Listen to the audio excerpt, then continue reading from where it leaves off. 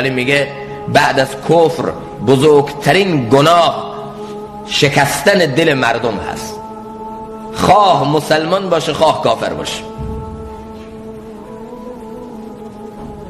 حضرت مولانا دکتر عبدالحی رحمت الله تعالی علیه که از بزرگان معاصر هستن، ایشون میفرمان دل رو نشکنین، چون ممکنه اون دل محل تجلی خدا باشه، محل محبت الله باشه.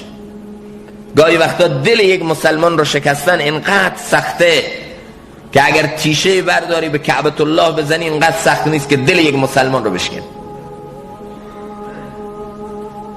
علمای ما حتی میگن یک مسئله فتوا هست، تقوا هست. اهل حق یک فتوایی دادن، اما تقوا چیز دیگه هست. به فتوا عمل بکنید ولی دل مسلمان رو نشکنید. دل مسلمان ارزشش از این خیلی بالاتر.